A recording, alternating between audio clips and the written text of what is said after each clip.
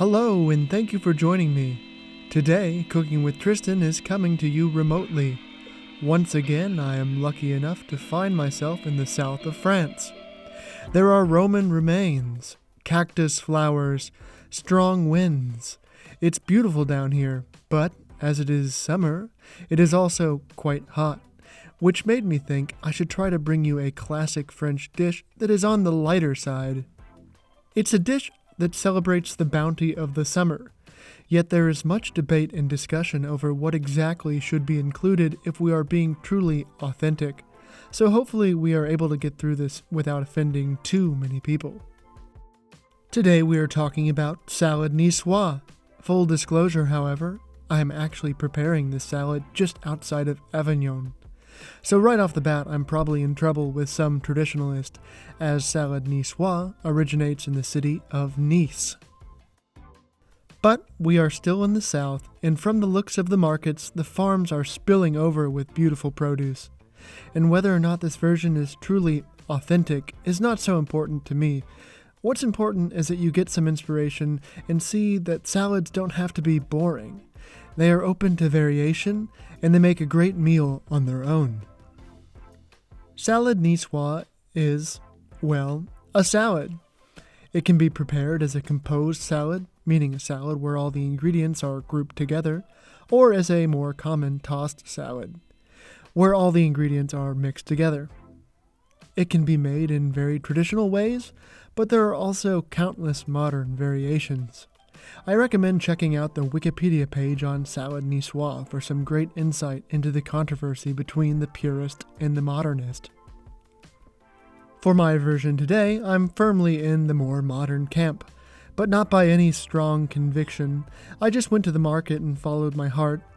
I bought some lettuce, tomatoes, green beans, radishes, eggs, and some new potatoes. Let's get started with those potatoes, because that way we can prepare other components while the potatoes are cooking. These potatoes are already clean, so I just get them in a pot, cover them with some cold water, sprinkle in a good pinch of salt, and then bring that pot up to a simmer. And while those potatoes are simmering away, let's get our lettuce washed and dried. I get a large container of some kind. I found this great plastic tub, but a big bowl would also work. I just fill that up with some cold water, and then I break off leaves from the head of lettuce and get it into the water. Once you get the leaves plucked, I gently move the greens around in the water. If you have a lot of lettuce, you may have to work in batches. And make sure you have enough water for the greens you're washing to be able to move around freely. That way the dirt and sand can be rinsed off the leaves, where it will then sink to the bottom of the container. One point about this lettuce: I know the convenience of the pre-washed lettuce mixes is alluring, and I will sometimes cave and buy them, but don't let the chore of washing keep you from buying a whole head of lettuce. Here are my reasons. 1. The pre-washed mixes look nice, but when you open them up, in my experience, there are almost always some sad wilted leaves that you have to go through and pick out, thus compromising the convenience factor. 2. You get more for the money when you buy greens in whole format. Once I get this whole thing washed and chopped, I would bet you could fill 3 or 4 of those smaller plastic boxes of the pre-washed stuff. 3. Taste. Salads sometimes get a bad rap for being boring, and part of the problem is often that the salads in question are built on greens with no taste. I don't know what it is about the dirt and unwashed greens, but something about it helps them hold on to their character until they're washed. Anyway, now, how to get all this lettuce dry? Well, we use a salad spinner. So, did I pack a salad spinner with me in my bag? No, but bless the French, because both Airbnbs that we stayed at had a salad spinner in the kitchen, a reflection of their overall commitment to salad culture. If you don't have a salad spinner, I highly recommend buying one. They are very affordable, they last forever, and honestly, nothing else can get greens dry like a salad spinner. And this all ties into salad theory, because what is the number one enemy of flavor in a salad? Excess water. Watery salad will have a flat flavor and will also appear droopy. Soup and salad is great, but no one likes a soupy salad. So for better salads, buy a salad spinner. So, using my hands like a claw machine, I gently lift the greens up and out of the water and into the basket of the salad spinner. Don't ever dump the contents of the washing container into the basket. All the dirt is at the bottom of the water, and if you pour it out, it will go right back into your greens. Now with the greens in the basket, we just use the crank to spin the salad.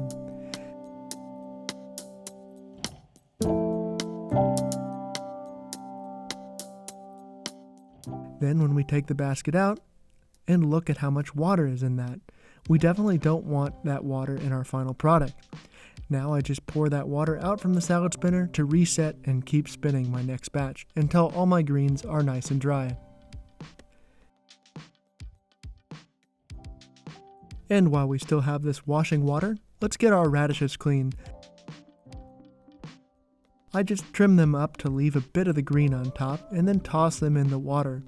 These radishes were pretty clean, but sometimes if they are particularly dirty, you have to use a paring knife to scrape the dirt from where the green meets the top of the radish. And one last thing to wash, we just want to give those tomatoes a quick dip. And now we just have a couple more things to cook before we have all our components ready for our salad niçoise. Though the purist would say I shouldn't cook anything at all in this salad. So if you have some really beautiful young green beans, feel free to simply wash them and add them to the salad. But given this was later in the summer, the beans I have here are more mature, so I think they are nicer if we blanch them briefly. I just go through them and trim the tops off. And those look good to me. And we are ready to blanch. I have a small pot of salted boiling water, and I plunge those beans in.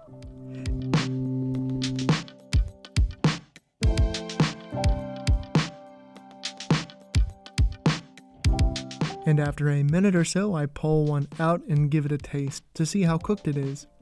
Still a little crunchy, but as a nod to the more traditionalist recipes, we will pull them now.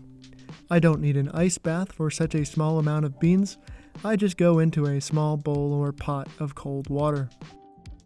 And while we've still got this pot of hot water going, let's cook our eggs. We are in France, so these eggs were sold at room temperature, so I probably only need about 6.5 to 7 minutes of boiling for a hard boil. I just use this skimmer to gently lower in my 3 eggs, and then I set my timer. I don't want a green ring around my yolk, like in the picture on the Wikipedia page for Salade Niçoise. It will taste the same, but I prefer to avoid it. While our eggs are boiling, I check in on my potatoes, pulling one out, cutting into it, and taking a bite. And I'm happy with that. I'll let them cool a little bit before I cut them up. My timer lets me know that my eggs are cooked.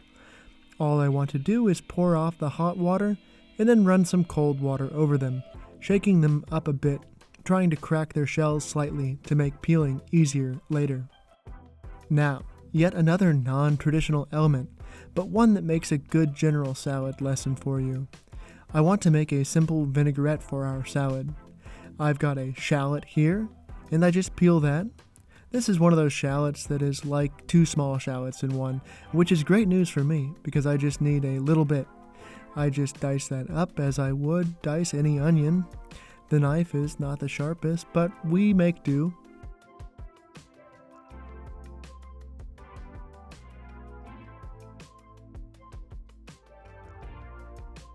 I go back through after my first cuts to just make sure I don't have any big chunks. Now we get those shallots, which is about 1 or 2 tablespoons, into a bowl. And I add a good pinch of salt and a few grinds of black pepper.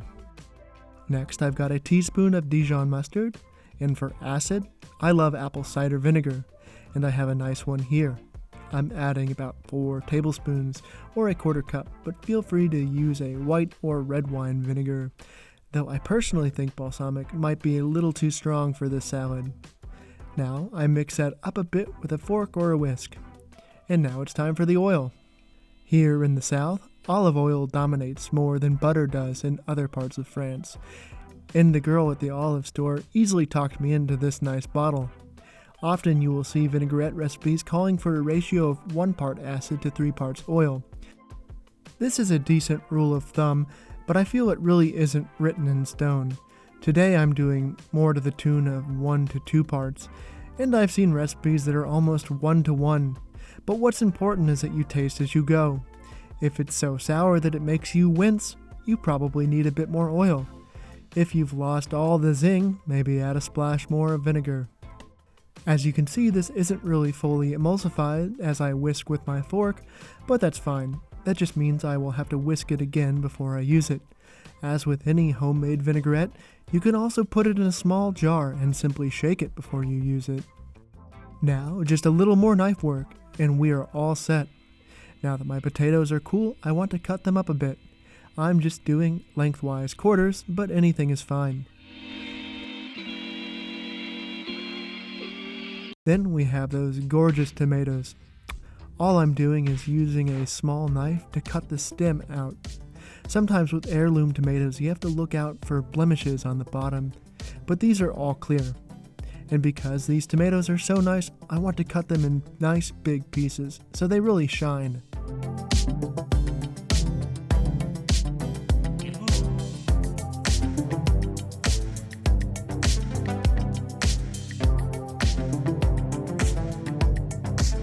And now back to those eggs, which have cooled by now. Everyone has a way they like to peel their eggs. For me, I like to crack them slightly and then run the faucet on cool just slightly, which lets the water seep under the shell a little bit, which makes the peeling easy.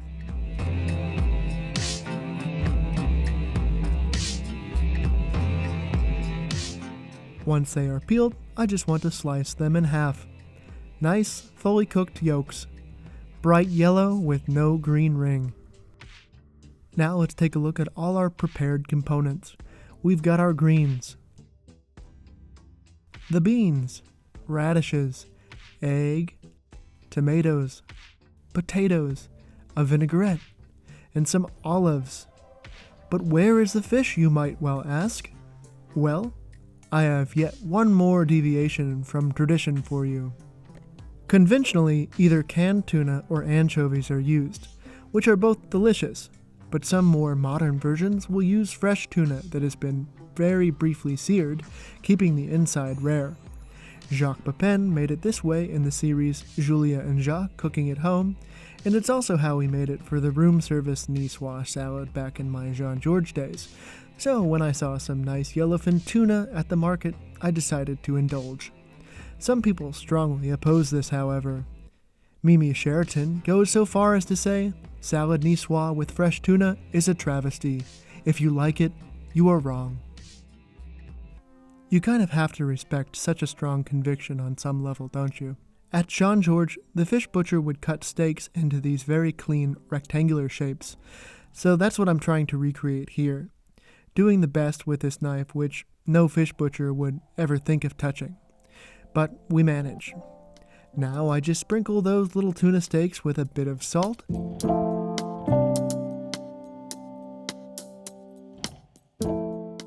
And then I get a pan over medium-high heat, add just a little splash of oil, and then I go in with my tuna. I give them only about 10 seconds on each side, rotating them until all sides are seared. Bonus points if you sear the ends as well, but it's not really necessary.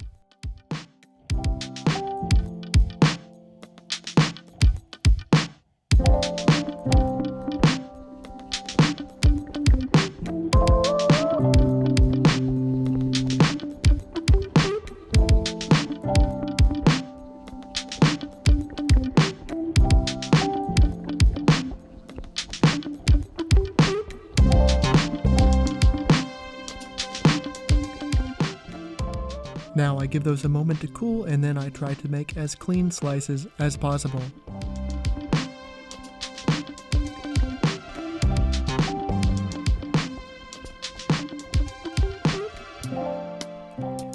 At long last, it's finally time to assemble. We have all our components, and a nice serving platter. I also have a mixing bowl, which I get my lettuce in. I'm just using my hands to break up the bigger pieces a bit.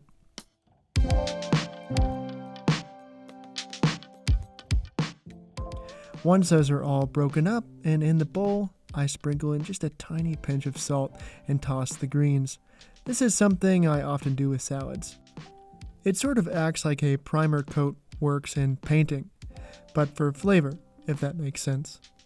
But only do this at the last moment, as salt can make the leaves wilt over time.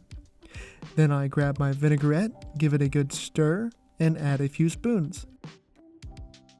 I gently toss the leaves some more, checking to see if they are nicely coated. Then I plop them down on our platter. Next, I'm going in with those brilliant tomatoes, keeping them clustered together more or less. Then I find a space for our potatoes. And now we go in with our blanched green beans.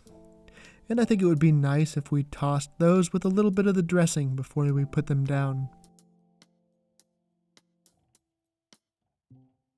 And now the eggs. I'm sort of breaking from the composed salad mold at this point, scattering them here and there.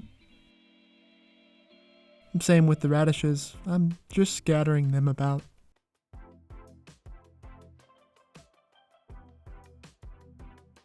And I didn't mention these during the prepping because there was nothing to prep, but these are an important ingredient: olives.